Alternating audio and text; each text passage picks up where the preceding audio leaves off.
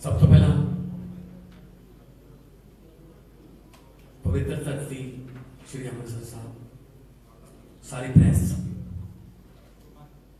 Electronic, print, social, जिन्हें भी मंचा तुसी रिप्रेजेंट करते हैं, थोड़ा स्वागत है, बहुत बहुत मेहरबानी। बड़ी इंपॉर्टेंट प्रेस कॉन्फ्रेंस है। कुछ ਇਹੋ ਜਿਹੇ इतिहासिक ऐलान ਅੱਜ ਤੁਹਾਡੇ सामने करांगे जो पहला कभी किसी ने सोचे नहीं सी। देश ਨੂੰ आजाद होए 75वां साल लग गया, पर जो आजादी शहीदा ने अपने सुपनों के लिए सोची सी, वो आजादी आम लोगों के घर तक पहुंची नहीं। वो सिर्फ बड़े बड़े महलों तक या लाल बत्ती वाली गड्डियां तक सीमित होकर रह गई। जो शहीदा की सोच सी वो किते ना किते धुंधली पैंदी नजर आ रही है। हैरानी दुख उस वेले हुंदा जदों कोई 90 साल का बजुर्ग सानू ये कह दिंदा, पुत्र इन्हां नालों तां अंग्रेज ही चंगे सी। फिर सानू इस गल का दुख हुंदा है कि असीं शहीद आजम भगत सिंह, राजगुरु सुखदेव, करतार सिंह सराभा, शहीद उधम सिंह वर्गे, लाला लाजपत राय जी, चंद्रशेखर आजाद, अशफाक उल्लाह वर्गे इन्ने हीरे असीं क्यों गवा लए? फिर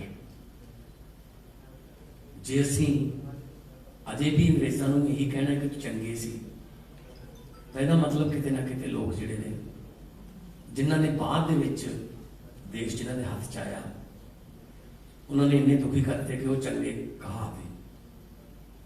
आम आदमी पार्टी एक ऐसी पार्टी है जिहड़ी एक अंदोलन चो निकली है।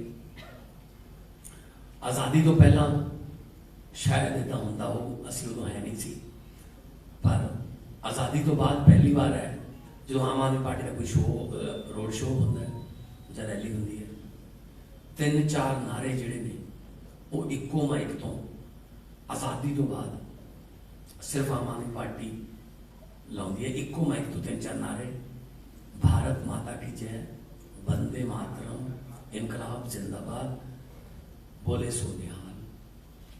सो आम आदमी पार्टी एक धर्मनिरपक्ष पार्टी है, सारे धर्मों का सत्कार करते हैं। अज मुख्यमंत्री दिल्ली अरविंद केजरीवाल जी पार्टी के सुप्रीमो ने 3 दिन पंजाब के दौरे पे ने। एक खास ऐलान जो कि दिल्ली च इन्होंने करता, पंजाब के वास्ते अज खास ऐलान करना है। मैं चाहूँगा कि मीडिया सामने सीएम साहब संबोधन करें। आप सब लोगों को मेरा नमस्कार, सबको मेरा प्रणाम, सत श्री अकाल। हमारे देश को आज़ाद हुए 75 साल हो गए। आज़ादी बड़ी मुश्किल से मिली थी। बहुत लोगों ने अपनी जान कुर्बान की, बहुत लोगों ने लंबा संघर्ष किया, उसके बाद आज़ादी मिली थी। लेकिन धीरे धीरे हम उन लोगों की कुर्बानी और उनके संघर्ष और उनके विचारों को भूलते जा रहे हैं। पूरे के पूरे सिस्टम के ऊपर गंदी राजनीति हावी होती जा रही है। आज़ादी दिलाने के लिए बहुत लोगों ने कुर्बानियां दी और किसी भी कुर्बानी या किसी भी संघर्ष को कम नहीं आंक सकते। लेकिन फिर भी अगर जितने लोगों ने कुर्बानियां दी और संघर्ष किया उनको सबको अगर देखें तो 2 शख्सियत ऐसी नज़र आती हैं जो एक तरह से पूरे आज़ादी के आंदोलन को रिप्रेजेंट करती हैं, और वो हैं बाबा साहब अम्बेडकर और शहीद आज़म भगत सिंह। ये 2 आज़ादी के दीवाने ऐसे थे, ये 2 शख्सियत ऐसी थी जो एक तरह से सारा जितने भी लोग, जितने भी आज़ादी के सेनानी हुए, सबको रिप्रेजेंट करते हैं। बाबा साहब अम्बेडकर कि हम केवल फैन नहीं है, हम उनके भक्त हैं, हम उनकी पूजा करते हैं। और ये मैंने कई जगह बोला है कि आइंस्टाइन ने महात्मा गांधी के लिए कहा था कि आने वाली पीढ़ियां ये यकीन नहीं करेंगी कि ऐसा शख्स पृथ्वी के ऊपर, हार्ड मास का ऐसा शख्स पृथ्वी के ऊपर कभी पैदा हुआ था, कभी चला था। वो बात मैं बाबा साहब अम्बेडकर के लिए कहना चाहता हूं कि बाबा साहब अम्बेडकर का जो संघर्ष था, जो उन्होंने जिंदगी में हासिल किया, मेरा अपना मानना है कि आज जितना मैं उनको पढ़ता हूं, जितना हम लोग उनके बारे में, उनके विचार और उनके संघर्ष के बारे में पढ़ते हैं, यकीन नहीं होता कि ऐसा व्यक्ति पृथ्वी पे आया था। एक गरीब घर में जन्मे, बहुत ही गरीब, महार जाति से आते थे। उस टाइम बहुत ज़्यादा उनको अछूत माना जाता था, छुआछूत का उन्होंने सामना किया। क्लास में जाते थे, क्लास के बाहर बिठा दिया जाता था, क्लास में नहीं घुसने देते थे। वो शख्स जो एक छोटे से गांव से इतने गरीब घर में, उनके खाने को नहीं था, कई भाई बहन थे, वो वहां से निकल के वो शख्स अमेरिका से और लंदन से 2 पीएचडी की डिग्री लेके आता है। मैं तो सोच रहा था 1914-15 में इंटरनेट भी नहीं था, कोई जानकारी भी नहीं थी, उनको पता कैसे चला होगा कि अमेरिका में ऐसी कोई यूनिवर्सिटी है, कैलिफोर्निया यूनिवर्सिटी है, लंदन स्कूल ऑफ इकोनॉमिक्स है, वहाँ फॉर्म कैसे भरते हैं, फॉर्म कहाँ से मिलते हैं, वो पता नहीं उन्होंने कैसे सारा, और फिर स्कॉलरशिप का इंतजाम किया और फिर वहाँ गए और फिर वहाँ से पीएचडी करी और 2 पीएचडी करी। आज के ज़माने में एक विदेश से, हम अपने बच्चों को कईयों को विदेश भेजना चाहते हैं, 1 पीएचडी करना मुश्किल है, एक बाहर से पढ़ाई करना मुश्किल है। उन्होंने 2-2 पीएचडी करी, मास्टर्स की खूब सारे कई सब्जेक्ट्स के अंदर उन्होंने मास्टर्स की डिग्री करी। उसके बाद देश का संविधान लिखा, देश के कानून मंत्री बने। उन्होंने अपनी जिंदगी में शिक्षा को सबसे ज्यादा महत्व दिया, सबसे ज्यादा महत्व उन्होंने शिक्षा को दिया। उनके और शहीद आजम भगत सिंह के रास्ते अलग अलग थे, लेकिन उनकी मंजिल एक ही थी। दोनों चाहते थे कि देश आजाद होने के बाद सबको अच्छी शिक्षा मिले, सबको अच्छा स्वास्थ्य सेवाएं मिले, देश के अंदर तरक्की हो, जात पात या धर्म के आधार पे भेदभाव ना हो, सबको बराबरी का हक मिले। कोई अपनी जिंदगी में सफल होता है, ये इस बात पे निर्भर नहीं होना चाहिए कि वो किस जाति में पैदा हुआ। शहीद आजम भगत सिंह 23 साल की उम्र में, 23 साल में आदमी सोच रहा होता है कि मैं अब क्या बनूंगा, फिर एक अच्छी सी लड़की मिलेगी, फिर शादी करूंगा, फिर बच्चे होंगे, फिर मैं ये करूंगा, फिर वो 23 साल की उम्र में उन्होंने देश के नाम जान कुर्बान कर दी। तो दिल्ली में अभी मैंने ऐलान किया था 26 जनवरी के मौके पे कि दिल्ली के हर दफ्तर में, दिल्ली सरकार के हर दफ्तर में बाबा साहब अम्बेडकर और शहीद आजम भगत सिंह की तस्वीरें लगाई जाएंगी। आज हम ये ऐलान करते हैं कि पंजाब में सरकार बनने के बाद पंजाब सरकार के किसी भी दफ्तर में सीएम की या किसी भी नेता की फोटो नहीं लगाई जाएगी। बाबा साहब अम्बेडकर और शहीद आजम भगत सिंह की तस्वीर पंजाब सरकार के हर दफ्तर के अंदर लगाई जाएगी, ताकि उनको देख के हम लोग, हमारी पीढ़ी, आने वाली पीढ़ी प्रेरणा ले सकें। जितनी बार हम उनको देखेंगे, उनके संघर्ष हमें याद आएगा, उनकी कुर्बानी याद आएगी और उनके विचार याद आएंगे। तो दिल्ली सरकार, मैंने ऐलान किया था कि दिल्ली सरकार बाबा साहब अम्बेडकर और शहीद आजम भगत सिंह के विचारों पे चलेगी। पंजाब सरकार भी शहीद आजम भगत सिंह और बाबा साहब अम्बेडकर के विचारों पे चलेगी। मान साहब भी कुछ? बहुत ਇਤਿਹਾਸਕ ਫੈਸਲਾ ਹੈ। ਆਮ ਤੌਰ ਤੇ ਤੁਸੀਂ ਦੇਖਦੇ ਹੋ ਸਰਕਾਰੀ ਦਫ਼ਤਰਾਂ ਦੇ ਵਿੱਚ ਪ੍ਰਧਾਨ ਮੰਤਰੀ ਦੀ ਜਾਂ ਮੁੱਖ ਮੰਤਰੀ ਦੀ ਫੋਟੋ ਲੱਗੀ ਹੁੰਦੀ ਹੈ। ਅਸੀਂ ਉਹਨਾਂ ਲੋਕਾਂ ਨੂੰ ਭੁੱਲਦੇ ਜਾ ਰਹੇ ਹਾਂ ਜਿਨ੍ਹਾਂ ਨੇ ਦੇਸ਼ ਆਜ਼ਾਦ ਕਰਾਇਆ।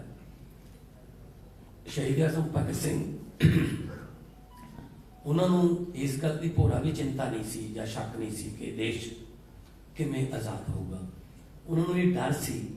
ਉਹਨਾਂ ਨੇ ਆਪਣੀ ਕਿਤਾਬਾਂ ਦੇ ਵਿੱਚ ਲਿਖਿਆ, ਚਿੱਠੀਆਂ 'ਚ ਲਿਖਿਆ, ਮੈਂ ਪੜ੍ਹੀਆਂ ਬਹੁਤ, ਕਿ ਆਜ਼ਾਦੀ ਤੋਂ ਬਾਅਦ ਦੇਸ਼ ਕਿਹਨਾਂ ਹੱਥਾਂ 'ਚ ਜਾਊਗਾ। ਉਹਨਾਂ ਦਾ ਸ਼ੱਕ ਜਿਹੜਾ ਹੈ ਬਿਲਕੁਲ ਸਹੀ, ਉਹਨਾਂ ਦਾ ਡਰ ਜਿਹੜਾ ਬਿਲਕੁਲ ਸਹੀ ਸਾਬਤ ਹੋਇਆ ਕਿ ਜਿਨ੍ਹਾਂ ਹੱਥਾਂ ਦੇ ਵਿੱਚ ਦੇਸ਼ ਆਜ਼ਾਦੀ ਤੋਂ ਬਾਅਦ ਗਿਆ, ਸ਼ਾਇਦ ਅੰਗਰੇਜ਼ ਵੀ ਸ਼ਰਮਿੰਦਾ ਹੋਣਗੇ ਕਿ ਅਸੀਂ 200 ਸਾਲ 'ਚ ਇਹਨਾਂ ਨੇ ਲੁੱਟ ਸਕੇ ਜਿਨ੍ਹਾਂ ਨੇ 60-70 ਸਾਲ 'ਚ ਲੁੱਟ ਲਿਆ ਆਪਣਿਆਂ ਨੇ। ਅੰਗਰੇਜ਼ੀ ਦੇ ਇੱਕ ਰਾਈਟਰ ਨੇ, ਉਹ ਇੰਡੀਆ ਆਏ, ਉਹਨੇ ਇੰਡੀਆ ਬਾਰੇ ਕਿਤਾਬ ਲਿਖੀ ਕਿ ਭਾਰਤ ਜਿਹੜਾ ਮਲਟੀਕਲਚਰਡ ਕੰਟਰੀ ਹੈ, ਜਿੱਥੇ ਲੋਕ ਇੱਕ ਦੂਜੇ ਨੂੰ ਆਪਸ 'ਚ ਲੁੱਟੀ ਜਾਂਦੇ। ਜੇ ਕੋਈ ਬੈਂਕ ਦੇ ਪੈਸੇ ਮਾਰ ਕੇ ਬਾਹਰ ਜਾਂਦਾ, ਉਹਨੇ ਸਿੰਗਾਪੁਰ ਤਾਂ ਨਹੀਂ ਲੁੱਟਿਆ ਨਾ। ਜੇ ਕੋਈ ਇੱਥੋਂ ਕਰੋੜਾਂ ਰੁਪਏ ਦਾ ਕਪੜਾ ਕਰਕੇ ਬਾਹਰਲੇ ਮੁਲਕ 'ਚ ਭੇਜ ਦਿੰਦਾ, ਉਹਨੇ ਕੋਈ ਮਲੇਸ਼ੀਆ ਤਾਂ ਨਹੀਂ ਲੁੱਟਿਆ ਨਾ। ਸੋ ਆਪਣੇ ਮੁਲਕ ਨੂੰ ਯਾਰ ਅਸੀਂ ਲੁੱਟੀ ਜਾਂਦੇ ਹਾਂ। ਸੋ ਸ਼ਹੀਦ ਆਜ਼ਮ ਭਗਤ ਸਿੰਘ ਇੰਨੇ ਜ਼ਿਆਦਾ ਦੇਸ਼ ਦੇ ਦੀਵਾਨੇ ਸੀ ਕਿ ਜਿਸ ਵੇਲੇ ਉਹ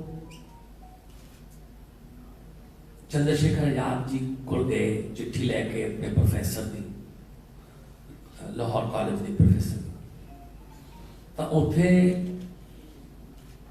ਪਹਿਲੇ ਦਿਨ ਹੀ ਉਹਨਾਂ ਨੂੰ ਇੱਕ ਡਿਊਟੀ ਮਿਲ ਗਈ ਕਿ ਇੱਕ ਬੜੀ ਇੰਟਰਸਟਿੰਗ ਸਟੋਰੀ ਹੈ ਸੀਮ ਸਾਹਿਬ, ਕਿ ਕੋਈ ਸੇਠ ਸੀਗਾ, ਧਨੀ ਸੇਠ ਸੀਗਾ, ਵੀ ਉਹਦੇ ਘਰੇ ਨਾਕਾ ਮਾਰਨਾ, ਆਪਾਂ ਪੈਸੇ ਲੈ ਕੇ ਆਉਣੇ, ਕੋਈ ਪਾਰਟੀ ਚਲਾਉਣ ਵਾਸਤੇ ਪੈਸੇ ਚਾਹੀਦੇ। ਤਾਂ ਰੇਕੀ ਕਰਕੇ ਉਹਨੇ ਕਿਹਾ ਭਗਤ ਸਿੰਘ ਦੀ ਡਿਊਟੀ ਤੇ ਇੱਕ ਹੋਰ ਮੁੰਡੇ ਦੀ ਡਿਊਟੀ ਲੱਗ ਗਈ। ਪਹਿਲੇ ਦਿਨ ਪਿਸਤੌਲ ਮਿਲ ਗਿਆ ਕਿ ਤੁਸੀਂ, ਉਹ ਬਾਹਰ ਸੌਂਦਾ ਹੈ ਵਿਹੜੇ ਦੇ ਵਿੱਚ, ਵੱਡੀ ਉਹਦੀ ਹਵੇਲੀ ਹੈ, ਤੁਸੀਂ ਉਹਦੀ ਕੰਨ ਪੱਟੀ ਤੇ ਪਿਸਤੌਲ ਰੱਖਣਾ, ਬਾਕੀ ਕੰਮ ਅਸੀਂ ਅੰਦਰੋਂ ਕਰ ਲਾਂਗੇ। ਉਹਨਾਂ ਨੇ, ਚਲੋ ਭਗਤ ਸਿੰਘ ਨੇ ਆਪਣੀ ਡਿਊਟੀ ਨਿਭਾਈ ਤੇ ਲੁੱਟ ਲਿਆ ਖਜ਼ਾਨਾ ਉੱਥੋਂ। ਤਾਂ ਜਾਂਦੇ ਜਾਂਦੇ ਰਸਤੇ 'ਚ ਜਿਹੜਾ ਨਾਲ ਦਾ ਮੁੰਡਾ ਸੀ, ਉਹਨੇ ਦੱਸਿਆ, ਕਹਿੰਦਾ ਜਨਾਬ ਜਿਹੜੇ ਨਵੇਂ ਆਏ ਨੇ ਸਰਦਾਰ ਭਗਤ ਸਿੰਘ, ਇਹਨਾਂ ਦੇ ਹੱਥ ਕੰਬ ਰਹੇ ਸੀ ਜਿਸ ਵੇਲੇ ਪਿਸਤੌਲ ਰੱਖਿਆ ਸੀ ਤਾਂ ਤਾਂ ਚੰਦਰਸ਼ੇਖਰ ਆਜ਼ਾਦ ਜੀ ਨੇ ਪੁੱਛਿਆ, ਪ੍ਰਧਾਨ ਸੀ, ਕਹਿੰਦੇ ਭਗਤ ਸਿੰਘ ਹੱਥ ਕੰਬ ਰਹੇ ਸੀ? ਕਹਿੰਦੇ ਪੰਡਿਤ ਜੀ ਹਾਂ। ਕੀ ਗੱਲ ਫਿਰ? ਕੱਲ ਤਾਂ ਬੜੀ ਵੱਡੀਆਂ ਗੱਲਾਂ ਕਰਦਾ ਸੀ ਦੇਸ਼ ਵਾਸਤੇ। ਕਹਿੰਦਾ ਇਹੋ ਜਿਹੀ ਗੱਲ ਕਹੀ ਭਗਤ ਸਿੰਘ ਨੇ, ਉਹ ਕਹਿੰਦੇ ਪੰਡਿਤ ਜੀ ਮੈਥੋਂ ਆਪਣਿਆਂ ਤੇ ਪਿਸਤੌਲ ਨਹੀਂ ਤਾਣਿਆ ਜਾਂਦਾ, ਭਾਵੇਂ ਅਮੀਰ ਸੀ ਪਰ ਹੈ ਤਾਂ ਭਾਰਤੀ ਸੀ। ਗੋਰਿਆਂ ਦੇ ਤੁਸੀਂ ਜਿੱਥੇ ਕਹੋਗੇ ਨਿਸ਼ਾਨਾ ਇੱਥੇ ਲਾਉਣਾ, ਇੱਥੇ ਲਾ ਦੂੰਗਾ, ਹੱਥ ਨਹੀਂ ਕੰਬਦਾ। ਆਪਣਿਆਂ ਤੇ ਪਿਸਤੌਲ ਨਹੀਂ ਤਾਣਿਆ ਜਾਂਦਾ। ਉਸ ਤੋਂ ਬਾਅਦ ਚੰਦਰਸ਼ੇਖਰ ਆਜ਼ਾਦ ਹੋਇਆ, ਆਪਣੇ ਭਾਰਤੀਆਂ ਦੇ ਘਰਾਂ ਦੇ ਵਿੱਚ ਕੋਈ ਪੈਸੇ ਪੂਸੇ ਲੈਣੇ ਜਾਂ ਕੋਈ ਬੰਦ ਕਰਤਾ। ਉਹ ਫਿਰ ਗੋਰਿਆਂ ਦਾ ਖਜ਼ਾਨਾ ਲੈ ਕੇ ਜਾਣਾ ਦੀਆਂ ਟ੍ਰੇਨਾਂ ਲੁੱਟਣ ਲੱਗੇ। ਭਗਤ ਸਿੰਘ ਦਾ ਪਹਿਲੇ ਦਿਨ ਇਹ ਕਿਹਾ ਸੀ ਕਿ ਮੈਥੋਂ ਆਪਣੇ ਹੱਥ ਤੇ ਪਿਸਤੌਲ ਨਹੀਂ ਤਾਣਿਆ ਜਾਂਦਾ। ਇੰਨੇ ਜ਼ਿਆਦਾ ਦੇਸ਼ ਭਗਤ ਸੀ। ਸੋ ਭਗਤ ਸਿੰਘ ਉਹਨਾਂ ਨੇ ਆਜ਼ਾਦੀ ਲਿਆਂਦੀ। ਬਾਅਦ ਦੇ ਵਿੱਚ ਬਾਬਾ ਭੀਮ ਰਾਓ ਅੰਬੇਦਕਰ ਜੀ ਨੇ ਉਸ ਆਜ਼ਾਦੀ ਦੀ ਵਿਆਖਿਆ ਕੀਤੀ ਕਿ ਸਮਾਨਤਾ ਕਿਵੇਂ ਆਊਗੀ, ਸਭ ਨੂੰ ਸਮਾਨਤਾ ਲੈ ਕੇ ਆਓ, ਕਿ ਇਹ ਨਾ ਹੋਵੇ ਕੋਈ ਛੂਟ ਛਾਟ ਜਾਂ ਜਿਵੇਂ ਕੋਈ ਕਿਸੇ ਨਾਲ ਜਾਤ ਪਾਤ ਤੇ ਹੋਵੇ। ਸੋ ਇਹਨਾਂ ਦੋਨਾਂ ਦਾ ਜਿਹੜਾ ਸੁਮੇਲ ਹੈ ਉਹ ਬਹੁਤ ਹੀ ਕਮਾਲ ਹੈ।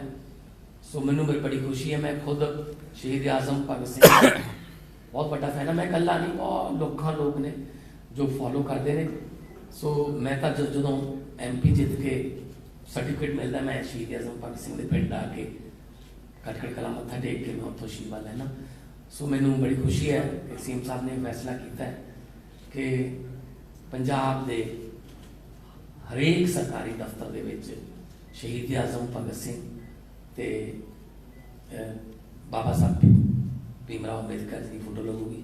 ਵਿਧਾਨ ਸਭਾ ਦੇ ਵਿੱਚ ਤੁਸੀਂ ਸ਼ਹੀਦ ਆਜ਼ਮ ਦਾ ਬੁੱਤ ਲਾਇਆ ਹੋਇਆ, ਦਿੱਲੀ ਵਿਧਾਨ ਸਭਾ 'ਚ ਬੁੱਤ ਲੱਗਿਆ ਹੋਇਆ, ਦੋਨੋਂ ਕੇ ਤੇ ਬਹੁਤ ਬਹੁਤ ਧੰਨਵਾਦ ਤੁਹਾਡਾ। ਜੇ ਤੁਸੀਂ ਕੋਈ ਸਵਾਲ ਕਰਨਾ। अरविंद जी, जो नवजोत सिंह सिद्धू और विक्रम मजीठिया में जो छक्कर आप पूर्वी हल्के में हो रही है, उसमें जो लोकल मुद्दे हैं, जनता के जो मुद्दे हैं, उनकी बात नहीं हो रही, निजी रंजिशबाजी एक दूसरे पर इल्जाम लग रहे हैं, इस पर आप क्या कहना चाहते हैं? आपने बहुत सही बात कही।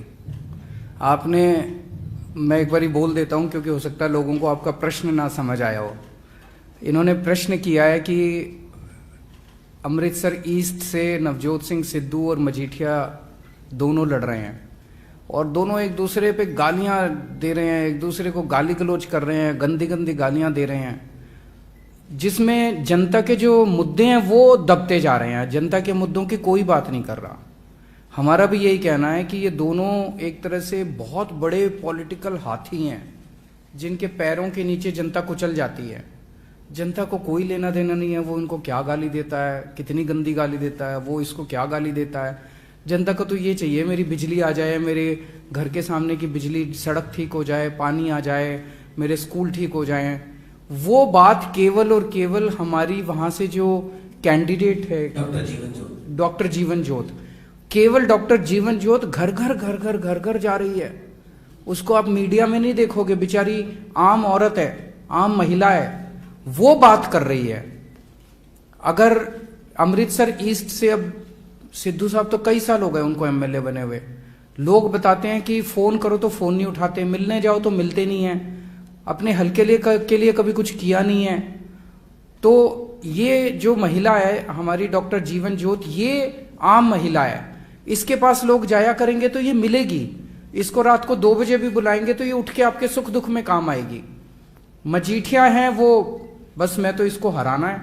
अरे हराना है, जनता का क्या, तुम आपस में लड़ोगे, उनका कोई लेना देना नहीं अमृतसर ईस्ट से मजीठिया का, वो केवल नवजोत सिंह सिद्धू को हराने आए हैं। तो मेरा तो यही कहना है कि इस बार जनता एक बटन दबा के जीवन ज्योत को जिता दे और एक ही बटन से ये दोनों हार जाएंगे। आम आदमी पार्टी आंदोलन से बाहर निकली थी तो आपने मुख्यमंत्री शीला दीक्षित के खिलाफ चुनाव लड़ा था। यहाँ पर बहुत से तो नए कैंडिडेटों चेहरों को मौका दिया गया था।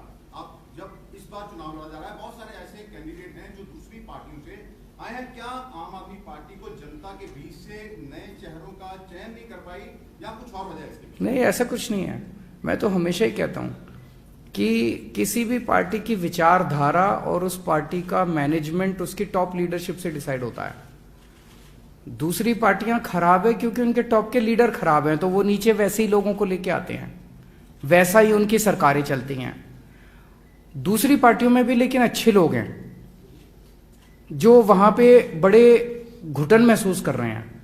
मैं तो अपनी हर प्रेस कॉन्फ्रेंस में कहता हूं कि दूसरी, पहले उनके पास कोई विकल्प नहीं था, अब आम आदमी पार्टी आ गई, अच्छी पार्टी है, ईमानदार पार्टी है। मैं तो सारी पार्टी के लोगों को बोलता हूं कि जो जो अच्छे लोग हैं, जो देश के लिए काम करना चाहते हैं, अपने लिए नहीं काम करना चाहते, ऐसे लोग अपनी अपनी पार्टी छोड़ के आ जाओ। सर, एक मेरा सवाल है, 2 सवाल है। एक तो ये कि भगवंत मान को जब आप बोलते हैं कि कट्टर ईमानदार, ये विरोधियों को ये शब्द अच्छा नहीं लगता। दूसरा ये कहा जा रहा है कि भाजपा जो है वो आम आदमी पार्टी के साथ जो मिलके पंजाब में घुसना चाहती है, बी टीम के तौर पर काम करती है। तो पहला प्रश्न आपका, एक बार ही माइक दे दो, इनके प्रश्न बड़े अच्छे हैं, जरा जनता को वो भी सुनाई दे जाए कि प्रश्न। सर, मेरा सवाल ये है कि पहले वाला एक बार पूछना, फिर दूसरा बात। बिल्कुल पूछ रहा हूँ कि भगवंत मान को कट्टर ईमानदार कहा जाना जो कहीं न कहीं विरोधियों को अच्छा नहीं लग रहा। कट्टर ईमानदार की डेफिनेशन क्योंकि क्या है? वो इसलिए कि जब मैं इनको कहता हूं कि वो कट्टर ईमानदार हैं तो उनको लगता है कि वो कट्टर भ्रष्टाचारी हैं, तो वो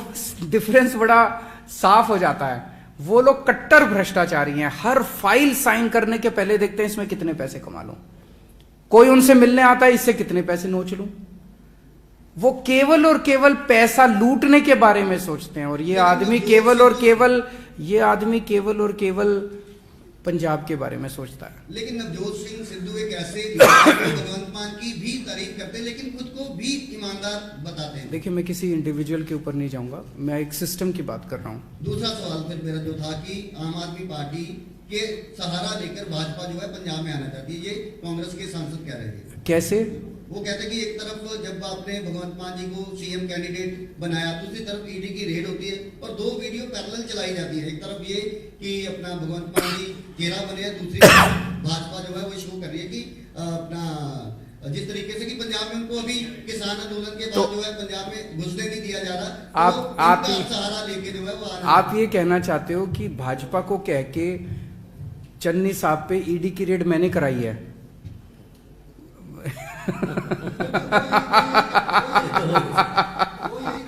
अगर मैं इतना पावरफुल हूं तो फिर तो मैं 2-4 के ऊपर और करा दूंगा।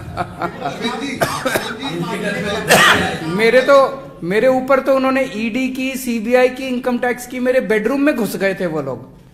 अगर मेरा बस चलता मैं क्यों कराता। केजरीवाल साहब, हर पार्टी सभी आप ही कह रहे हैं कि भ्रष्ट नेताओं ने पंजाब को लूट लिया। आम आदमी पार्टी की सरकार बन गई है, तो जो पैसा लूटा गया, जिन्होंने बड़े बड़े महल खड़े किए या किसी तरह से वो संपत्तियां उनके पास है, उसको लेकर कोई आपके पास कोई प्लान है? एक कमेटी का गठन किया जाए, एक पैसे वसूल किए जाए? मेरा सवाल एक एक पैसे का हिसाब लेंगे, एक एक पैसे का हिसाब लेंगे। जितना इन्होंने लूटा है सारा पंजाब का पैसा वापस लिया जाएगा। एक गल हो रहा है सर कि कहा जाता है कि पंजाब पर 3 लाख करोड़ का कर्ज है। मेरा सवाल है कि वो कर्ज 3 लाख करोड़ कर्जा खर्चा कहां गया, कहां खर्च हुआ? ना तो कोई स्कूल बनाया है उन्होंने पिछले 20 साल में, ना कोई यूनिवर्सिटी, ना कॉलेज, ना अस्पताल, ना कोई सड़क। नवजोत सिंह सिद्धू भी कह रहे हैं कि इन सब नेताओं की जेबों में गया पैसा सारा। तो 14.5 साल सिद्धू साहब उनके साथ थे, पिछले 14.5 साल से 9.5 साल हो गए बीजेपी और उसके अकाली दल के, और 5 साल इनके, 14.5 साल सत्ता का हिस्सा है। अभी भी सिद्धू साहब कह रहे हैं बदलाव की राजनीति आएगी। अरे किसको बदलाना चाहते हो आप? हम कह रहे हैं कि इनको बदलाओ। तो राहुल गांधी के सामने उन्होंने कहा, शरियाम कहा कि मुझे कोई फैसला लेने की शक्ति देना, मुझे दर्शनी घोड़ा मत बनाना।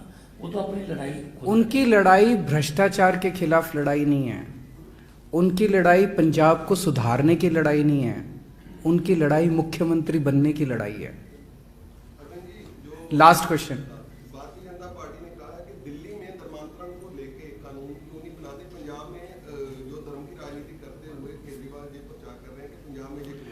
देखिए, मेरा अपना ये कहना है, किसी भी व्यक्ति को कौन से धर्म में मानेगा, जिस धर्म में पैदा हुआ उस धर्म को मानेंगे, किसी और धर्म, ये सबका अपना निजी मामला है। इसमें हस्तक्षेप देने का किसी को अधिकार नहीं है। आप इस भगवान को मानते हो, आप उस भगवान को मानते हो, आप इस धर्म में विश्वास रखना चाहते हो, आप दूसरे धर्म में जाना चाहते हो, ये सबका निजी मामला है। इसमें किसी सरकार को हस्तक्षेप करने का अधिकार नहीं है और ये संवैधानिक अधिकार है। लेकिन एक मिनट उनका प्रश्न तो पूछा होता है, तो उनका छोड़ दूं, उनका जवाब ना दूं, उनका जवाब ना दूं? आपका प्रश्न जवाब देंगे, लेकिन पहले उनका सुनिए आप। ऐसे ये बदतमीजी नहीं चलेगी, ये गलत बात है ये। लेकिन किसी भी व्यक्ति से लालच देके, धमकी देके, जबरदस्ती करके किसी का धर्म परिवर्तन करना गलत है।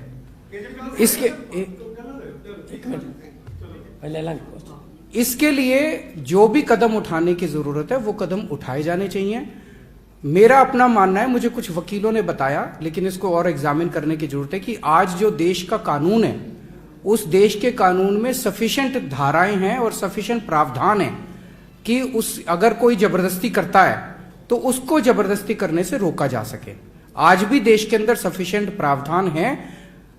नया कानून बनाने की जो बात है, ये जो कर रहे हैं ये लोग, ये पॉलिटिकल इशू है। ये इन लोगों को कोई किसी से कुछ लेना देना नहीं है। जो कर रहे हैं पॉलिटिकल इशू है, लेकिन इसके लिए जो भी कदम उठाने की जरूरत है कि जबरदस्ती किसी का भी धर्म परिवर्तन करना, ये गलत काम है। हाँ जी। अमरपाल सिंह भुल्लर की रिहाई के लिए पंजाब में मामला गंभीर रहा है। वो बोल रहे हैं कि आम आदमी पार्टी का जो विरोध है वो 6 जथेबंदियां कर रही हैं। अभी भी आपके पास मैसेज मिला होगा कि बाहर भी इकट्ठा हुए हैं, तो क्या अड़चन क्या है प्रोफेसर? मैंने कल भी इसका डिटेल में जवाब दिया था, दोबारा आपको बता देता हूं। सबसे पहली बात, ये सेंसिटिव मामला है।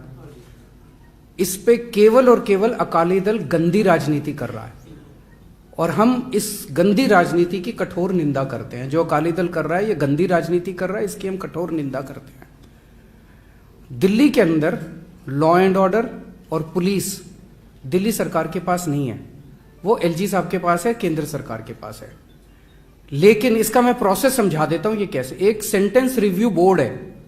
वो सेंटेंस रिव्यू बोर्ड ये डिसाइड करता है, जितने भी मामले आते हैं, केवल ये नहीं, किसी का मामला आया रिहाई का, वो डिसाइड करता है करना है कि नहीं करना।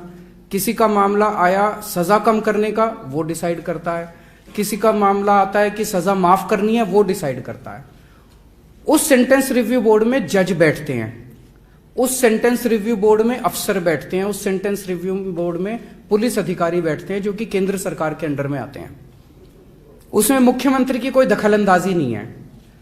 वो सेंटेंस रिव्यू बोर्ड की अगली जो भी मीटिंग होगी, मैं इतना इंश्योर कर सकता हूं कि मैंने जब मेरे नजर में ये बात आई, मैंने तुरंत, मुख्यमंत्री तक सारी बातें पहुंचती नहीं है, लेकिन मैं पिछले 2-3 जब यहां पे आया पंजाब के दौरे पे, तो कुछ लोगों ने मेरे से ये जिक्र किया, तो मैंने होम सेक्रेटरी को, दिल्ली के होम सेक्रेटरी को तुरंत फोन करके बोला है भाई सेंटेंस रिव्यू बोर्ड की मीटिंग जल्द से जल्द बुलाओ और ये इंश्योर करो कि अगली मीटिंग के अंदर एजेंडा में इनका भी होना चाहिए।